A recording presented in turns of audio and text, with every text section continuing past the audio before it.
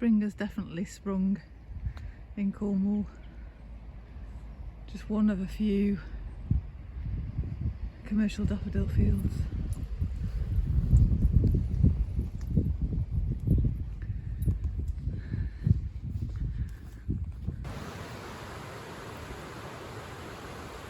I thought I'd come out to look for early signs of spring.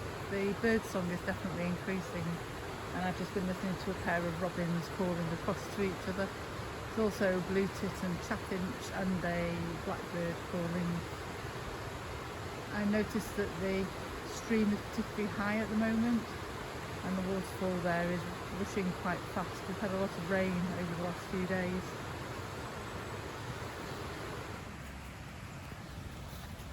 These are the stones, they call them the Reens rocks.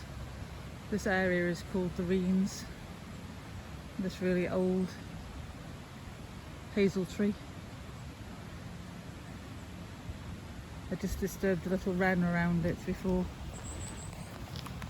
There's also lots of bluebells coming up around the tree.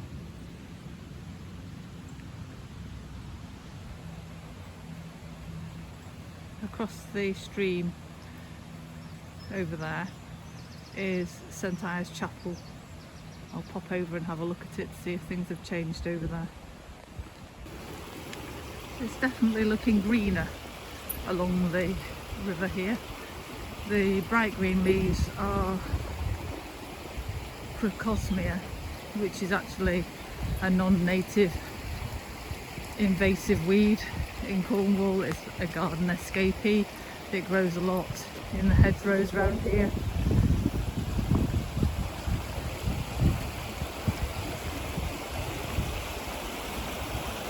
There's also lots of celandine leaves.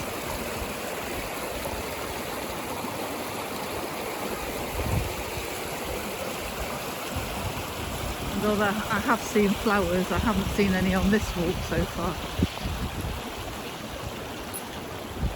Crocosmia is also known as Mombretia.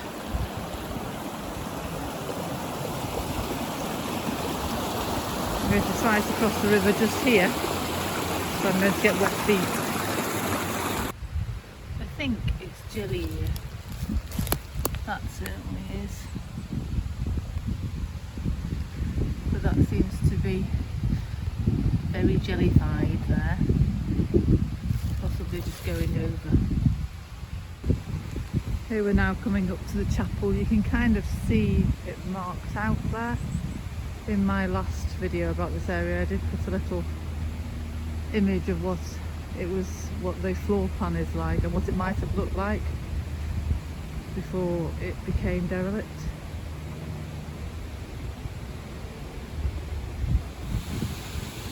And this is the front wall of the chapel.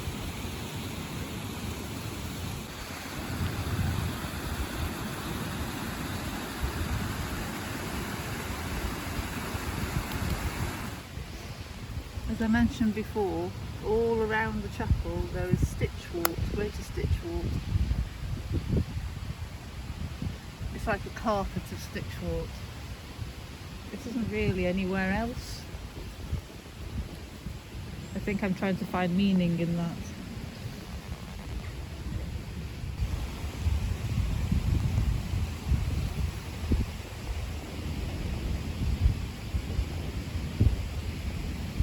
Again, there's a real abundance of stitchwort coming up. And bluebells, celandines.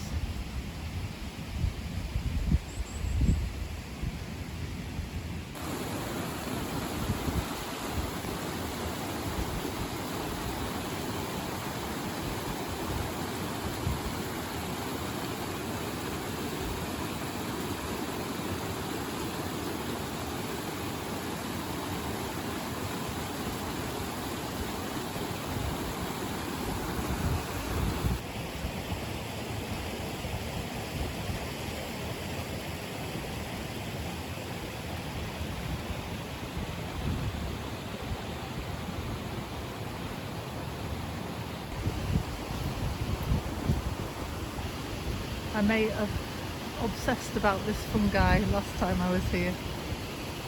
it's still here, all the way up this tree.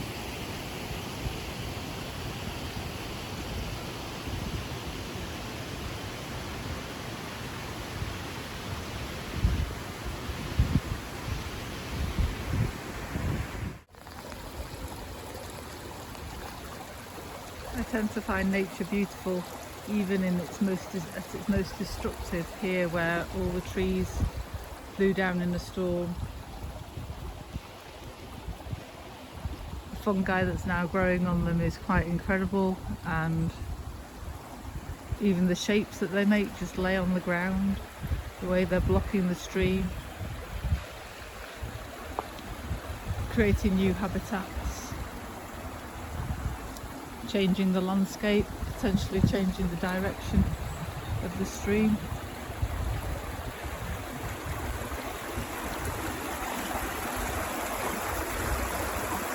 Unfortunately, that can't always be said about the things that humans leave behind.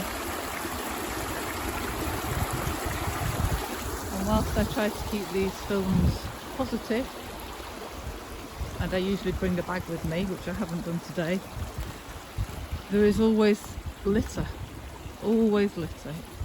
This place feels so beautiful and unspoilt, even though there's evidence of lots of people walking through it.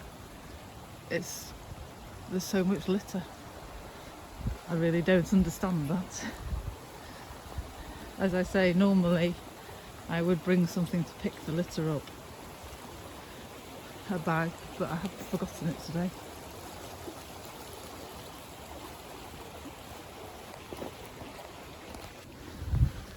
A little bit of hemlock there. I have seen quite a lot of hemlock leaves coming up here and there. And a little bit more fungus. So bright. Just around here it smells so strongly of this three-cornered leek. As I'm walking through, it smells like onions or garlic. Again, it's a non-native plant and it's quite invasive. It blocks out, or it outcompetes things like bluebells and our other wild garlic. So it's good to pick some to eat as well, because whilst we won't reduce it too much by picking it, we can help to keep it in check a little bit.